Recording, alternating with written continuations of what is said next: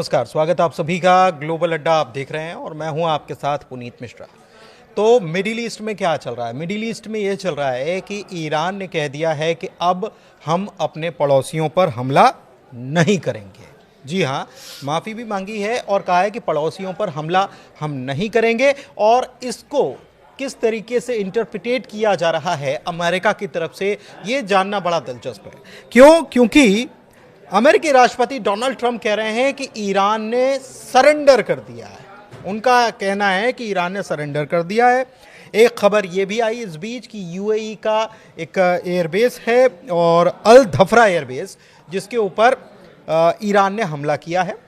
3 घंटे के करीब हो गया वक्त तब ये हमला हुआ था। और तीसरी खबर ये है कि अमेरिका ने साफ तौर पर ऑफिशियली ये कह दिया है कि हम ईरान का सारा ऑयल सीज करेंगे।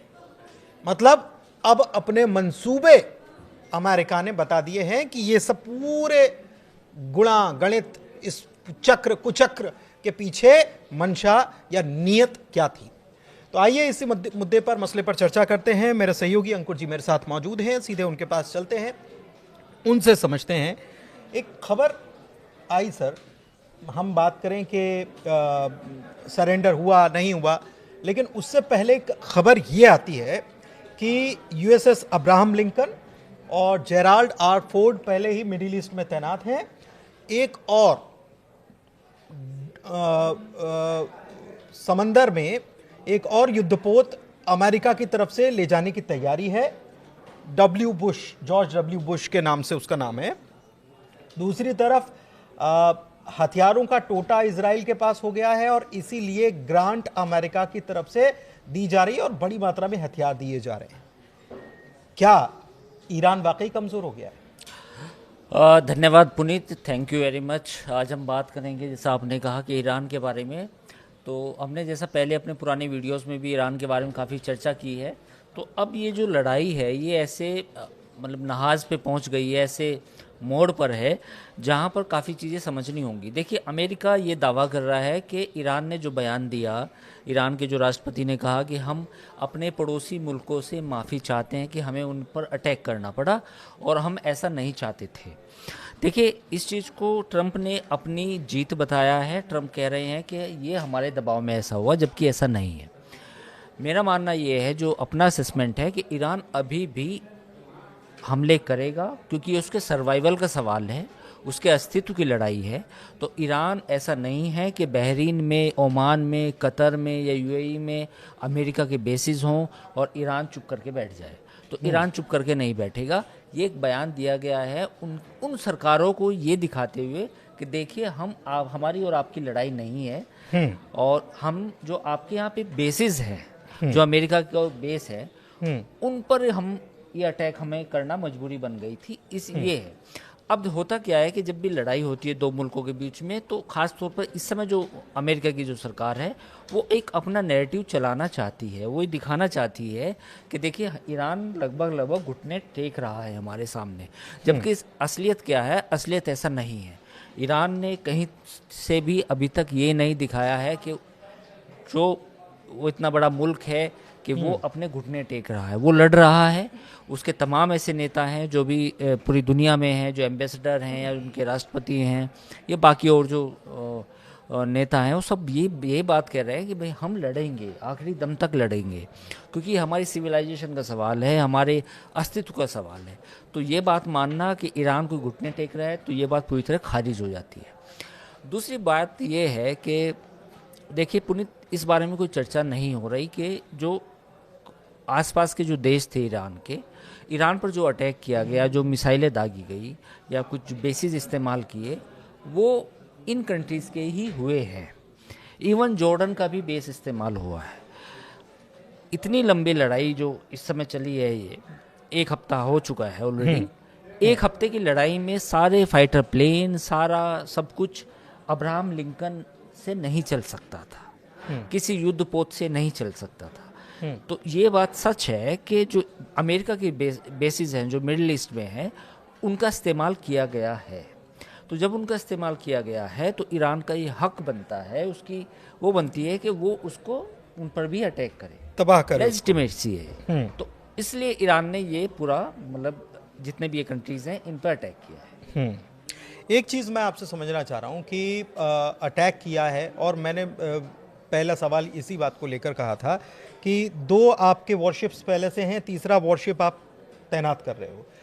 इसके अलावा ब्रिटेन से भी कुछ मंजूरी मिल गई है, तो फ्रांस वो भी है। हाँ, B1 बॉम्बर्स, B2 बॉम्बर्स के साथ साथ B1 बॉम्बर्स भी उतार रहे हो आप, ठीक है। इजराइल के पास हथियारों का टोटा हो गया, तो उसको भी और हथियार दे रहे हो आप। ये सब क्या वाकई में ट्रम्प की बात से मेल खाता है कि ईरान ने सरेंडर कर दिया? बिल्कुल मतलब पसीने ला दिए, क्या हम माने अमेरिका के हालत खराब, या उन्होंने जो एज्यूम किया था वो तो बिल्कुल नहीं है, वैसा सिनेरियो नहीं है? देखिए, जो नुकसान हो रहा है वो हो रहा है, उसमें कोई दो राय नहीं है कि ईरान में काफ़ी लोगों की जानें भी गई हैं। अनफॉर्चुनेटली एक ऐसे स्कूल पर भी बम गिरा जहाँ पे बच्चियाँ छोटी छोटी पढ़ती थी, जो पूरी दुनिया के लिए मतलब मुझे लगता है कि पूरी दुनिया में जो भी लोग हैं सबका सर जो है शर्म से झुक जाना चाहिए कि हम बच्चों को भी टारगेट कर रहे हैं या बच्चे ऊपर भी मतलब वो भी इसका शिकार हो रहे हैं। दूसरी बात यह है पुनीत कि ईरान का भी नुकसान हो रहा है, लेकिन ईरान के पास कोई विकल्प नहीं है, उन्हें जंग करनी होगी। उसकी वजह यह है कि दुनिया में अब आप ये देखिए कि अगर पूरी दुनिया के ब्रिटेन भी अगर अपनी फ़ौज भेजेगा, फ्रांस भी कहीं इनडायरेक्टली सपोर्ट कर रहा है, ऑस्ट्रेलिया भी सपोर्ट कर रहा है, फिर मिडिल ईस्ट के भी कंट्रीज़ हैं, तो ये सवाल पैदा हो जाता है भाई अब हमारे पास दूसरा विकल्प नहीं है। क्योंकि देखिए सरेंडर वाली जो बात है, जो डोनाल्ड ट्रंप ने कहा कि ईरान सरेंडर करे, सरेंडर का मतलब होता है कि जैसे वेनेजुएला की तरह सरेंडर करे। देखिए इन्हें समझना होगा कि हर मुल्क का एक सिविलाइजेशन होती है, एक थॉट प्रोसेस होता है, एक पीढ़ी से दूसरी पीढ़ी में विचार जाते हैं, थॉट्स जाते हैं। तो ईरान कभी भी एक गुलाम कंट्री नहीं रहा, कभी भी ऐसा नहीं रहा कि वो उस पर दुनिया के तमाम लोगों ने हुकूमतें की हो, मतलब कभी उसमें ज़्यादा, खास तौर पर इस्लामिक रिपब्लिक बनने के बाद। इस्लामिक रिपब्लिक बनने के बाद उससे पहले भी उसका एक रिच कल्चर रही है। तो उन्हें एक्सेप्ट नहीं होगा कि कोई बाहर का मुल्क आके हमें डिक्टेट करे एक एक चीज़ पे, जैसे वेनेजुएला में हुआ। अब वेनेजुएला और अमेरिका के जो ताल्लुकात हैं, कल्चर्स तो सेम है, उनके कल्चर सेम है, लेकिन अमेरिका डिक्टेट कर रहा है एक एक चीज़ को। तो मुझे नहीं, तो ईरान के जो लोग हैं वो इतने खुददार हैं कि वो इस चीज़ को बर्दाश्त नहीं करेंगे। तो इसलिए यही वजह है कि जो अपोजिशन भी थे, जो खामनेई जो थे वहाँ के जो सर्वोच्च नेता थे, उनका जो मुखालफत करते थे जो ईरानी लोग थे, वो भी इस जंग में सब लोग इकट्ठा आ गए हैं, क्योंकि वो जो डिसेंट था वो भी कहीं ना कहीं ख़त्म हो गया इस युद्ध के शोर में। तो सब लोग अब इकट्ठा हैं, उनका एक ही मकसद है कि भाई अमेरिका ने के साथ जो जंग है उस पर हमें अपना जवाब देना। ट्रम्प कह रहे हैं we will hit hard today, मतलब आज की रात बहुत भारी होगी। देखिए अमेरिका और इजराइल बम गिरा रहे हैं तेहरान पर, इस्फान पर और तमाम शहरों पर। अब हार्ड और सॉफ्ट कुछ नहीं होता पुनीत, आप भी जानते हो कि जब ये जंग होती है तो जंग में चाहे एक मरे चाहे और कौन सा आपने मुहूर्त निकाल के रखा है? आप जंग लड़ रहे हो तो जब भी हमला करोगे तो हार्ड ही करना होगा। बिल्कुल, तो अमेरिका करेगा, ईरान अपने हिसाब से जवाब देगा। ईरान के देखिए जो ड्रोन हैं, जो मिसाइलों का एक जखीरा है वो अभी तक चल रहा है, इतनी लंबी लड़ाई होने के बावजूद। ड्रोन जो है वो बता रहे हैं कि 20,000 रुपए का उसकी अगर हिंदुस्तानी $20,000 हाँ, तो अगर उसे 20,000 रुपए उसकी शायद कॉस्ट है। नहीं, रुपए में नहीं है, हाँ, डॉलर में। कुल मिलाकर ये बताया जा रहा है कि जो हजारों का ड्रोन है उसको खत्म करने के लिए आपको मतलब लाखों रुपए की मिसाइल बर्बाद करनी, लाखों रुपए की जो इंटरसेप्ट कर रही है मिसाइल वो खर्च करनी पड़ रही है। देखिए ये कहीं ना कहीं ईरान के लिए ये जो ड्रोन था शाहिद, तो ये बहुत कामयाब रहा है। और ईरान की जो एक थोड़ी सी मुश्किल मुझे लगती है कि अगर ईरान का एयर डिफेंस सिस्टम मजबूत होता तो इस युद्ध का गेम ही चेंज हो जाता। क्योंकि देखिए रूस के राष्ट्रपति व्लादिमीर पुतिन का एक बयान है 2 दिन पहले आया है, वो यूट्यूब पे पड़ा है, उसमें उन्होंने साफ तौर पर कहा है कि हमने ईरान से कहा था कि आप अपने एयर डिफेंस पे और ज़्यादा इन्वेस्ट कीजिए और उसे मजबूत कीजिए। तो वो शायद एक कमी रह गई है। अगर ऐसा होता तो फिर अमेरिका और इजराइल के लिए इतना आसान नहीं होता बॉम्बिंग करना, जैसे इस समय जो नहीं। लेकिन वो जो 12 दिन का जो कॉन्फ्लिक्ट हुआ था, और तब ईरान को ये मालूम था कि उसकी कमजोरी कहाँ है। ताकत तो उसे पता ही थी कि हमारे पास मिसाइलें हैं, ड्रोन्स हैं, हाँ। लेकिन ये भी मालूम था कि कमजोरी हमारी एयर डिफेंस सिस्टम है, जिसकी वजह से हमने इतना नुकसान झेला। क्या ईरान ने 6 महीने में जो वक्त मिला उसमें आखिरकार ईरान ने अपना एयर डिफेंस सिस्टम मजबूत क्यों नहीं किया? और अभी ये बात हो रही है कि रशिया देगा, क्योंकि एक तरफ आपने बताया कि फ्रांस और ब्रिटेन वो एक प्रकार से अमेरिका को साथ देने के लिए खड़े हो गए, तो अगर रशिया देता है तो ये एस्केलेशन बढ़ेगा?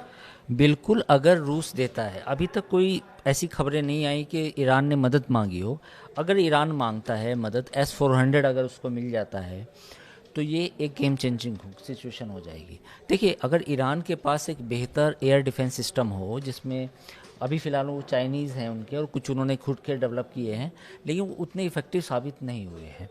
लेकिन अगर रूस की तरफ से कोई इस तरह की मदद मिल जाती है तो ये गेम चेंज हो जाएगा।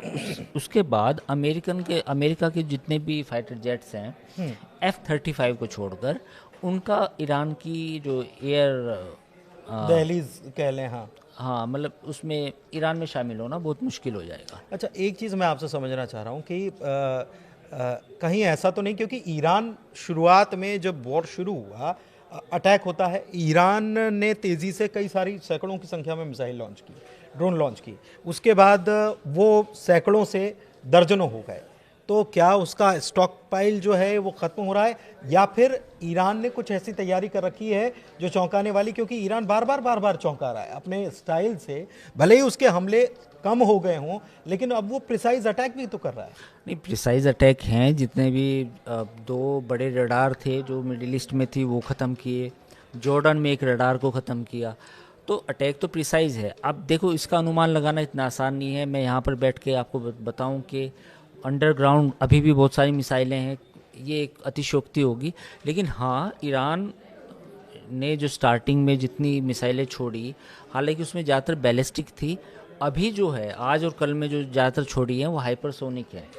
तो हाइपरसोनिक मिसाइल अब छोड़ी जा रही हैं, जिसमें एक क्लस्टर जो बम, एक मिसाइल होती है खुर्रमशाह, वो क्लस्टर बम के रूप में तब्दील हो जाती है, तो वो भी उसने छोड़ी है। तो अभी देखना होगा कि अभी और कितने दिन तक वो छोड़ पाते हैं, क्योंकि प्रॉब्लम एक जगह ये भी आ रही है कि कुछ लॉन्चर्स भी तबाह कर रहे हैं इसराइल ने। लेकिन मुझे उम्मीद है कि अभी जंग 1-2 हफ्ता और खिंच सकती है। अगर इसमें रूस और चीन डायरेक्ट पार्टिसिपेट करके ईरान को मदद करें, तो फिर एक पूरा गेम चेंज हो जाएगा, मतलब पूरा सिनेरियो चेंज हो जाएगा। पूरा सिनेरियो चेंज हो जाएगा। पुनीत, ये बात मैं आपको बता रहा हूँ कि अगर रूस S-400 अपना मिसाइल डिफेंस सिस्टम और चाइना भी अपना एयर डिफेंस मिसाइल सिस्टम दे देता है, तो फिर ईरान को एक नया मौका मिलेगा ड्रोन तैयार करने का भी, मिसाइल बनाने का भी, और फिर ये जंग लंबी चलेगी। अच्छा, यूएन से ईरान की तरफ से यह अपील की जा रही है कि बी न्यूट्रल, क्योंकि हम पर 2 परमाणु संपन्न मुल्क जो हैं वो हमला कर रहे हैं। ये बी न्यूट्रल, अगर ये शब्द इस्तेमाल ईरान कर रहा है अंडरलाइन करके, तो इसके मायने क्या जा रहे हैं पूरी दुनिया? देखिए, यूएन तो आप जानते हो उसका कुछ मतलब नहीं रह गया है। यूएन की जो स्थिति है बिल्कुल मतलब ख़त्म है। आप उसको एक संस्था नाम मात्र की रह चुकी है। अब सिक्योरिटी काउंसिल की बैठक शायद 1-2 दिन में बुलाएंगे चीन और रूस, उसमें डिस्कस हो सकता है, लेकिन उसमें भी क्या बात होगी कि उसका भी कोई ज़्यादा असर होने वाला नहीं है। तो मुझे लगता है कि ईरान ने ये अपील ज़रूर की है, लेकिन अब अगर कोई प्रस्ताव आएगा अमेरिका और इजराइल की तरफ से, बहुत सारा मैसेज भी छिपा हुआ है पूरी दुनिया के लिए। एक बार फिर से नहीं, पूरी दुनिया के लिए तो संदेश सबसे बड़ा यही है कि यूएन किसी काम का नहीं है। आप उस पर कतई भरोसा ना करें, और अपनी सुरक्षा सिक्योरिटी आपके अपने हाथ है, यूएन के पास कुछ नहीं है। IRGC डिसेंट्रलाइज होकर काम कर रही है। हाँ, ये रणनीति ईरान ने पिछले साल अपनाई थी कि हम IRGC या जो भी कमांड सेंटर्स होंगे सबको पूरे देश में ऐसे डिसेंट्रलाइज, यानी कि उनको अलग अलग कर देंगे। क्योंकि होगा क्या कि इजराइल का जो मॉडस ऑपरेंडी है कि वो हेड ऑफ द ऑर्गेनाइजेशन को टारगेट करते हैं, तो IRGC के हेड पहले भी सुलेमानी को उन्होंने इराक में हमला करके उनकी हत्या की थी। अब भी उन्होंने खामनेई के ऊपर उनकी एक तरह से हत्या की है। तो इसलिए पहले ही ईरान ने ये सब चीज़ें तैयार कर ली थी कि अगर कोई एक लीडर मरेगा, कोई भी टॉप कमांडर मरेगा, तो उसके नीचे दूसरा कमांडर उसको लेने के लिए तैयार बैठा रहेगा। तो ये सिस्टम उनका पहले से तैयार था, और यही वजह है कि अभी भी खामनेई तो दूसरे दिन ही उनकी डेथ हो गई, बावजूद इसके ईरान अभी भी अपने दम पर खड़ा है। तो उसकी वजह यह है कि now he has decentralize the position, कि भाई अलग अलग कमान होगा, अगर इनकी मौत होगी तो उसके बाद ये, इनकी मौत होगी तो उसके बाद ये, इनकी मौत होगी तो उसके बाद ये। तो उन्होंने पहले से ही अपना स्ट्रक्चर ऐसे तैयार किया है। इजराइल से क्या खबर आ रही है? वहाँ खबर है कि देखिए खबर हाइफा बहुत, देखिए अगर सोशल मीडिया की बात करें तो इजराइल से भी खबरें आने बंद हो गई हैं, कोई विजुअल्स नहीं आ रहे हैं। जो इंटरनेशनल लोग वहाँ पर पहुँचे हैं वो वहाँ पर बावजूद इसके उनको रिपोर्टिंग करने की इतनी आज़ादी नहीं है। तो ऐसे बहुत सारे वीडियोस अब बैन कर दिए गए हैं इजराइल की तरफ से भी। तो अब इस बात की उम्मीद मुश्किल है, मुझे जो लगता है कि इजराइल से भी वो तस्वीरें सामने आएंगी जो पिछली बार आप देख पाए थे। डिस्ट्रक्शन हुआ है, कुछ कुछ सोशल मीडिया हैंडल बता रहे हैं कि इजराइल में भी काफ़ी नुकसान हुआ है। तो नुकसान दोनों तरफ हो रहा है। अमेरिका ने फिर भी कह दिया है कि हम बहुत ख़तरनाक सबसे बड़ा हमला करने वाले हैं। उधर B-1 बॉम्बर्स जो हैं वो भी वहाँ उतर गए हैं यूके। तो आज रात बहुत बड़ा कुछ होने वाला है। हालांकि ईरान ने ये कह दिया है कि पड़ोसी मुल्कों से हम मुआफ़ी मांगते हैं कि हमने हमला किया, लेकिन वहाँ से हम पर हमला हो रहा था। अगर आप फिर हमारे ऊपर वहाँ से दोबारा हमला नहीं करेंगे तो हम भी हमला नहीं करेंगे। लेकिन ट्रंप इसको ये मानकर चल रहे हैं कि ईरान ने सरेंडर कर दिया है। आपको क्या लगता है? फिलहाल इस वीडियो में इतना ही, चर्चा यहीं समाप्त करते हैं। वीडियो कैसा लगा जानकारी जरूर दीजिएगा। बहुत शुक्रिया।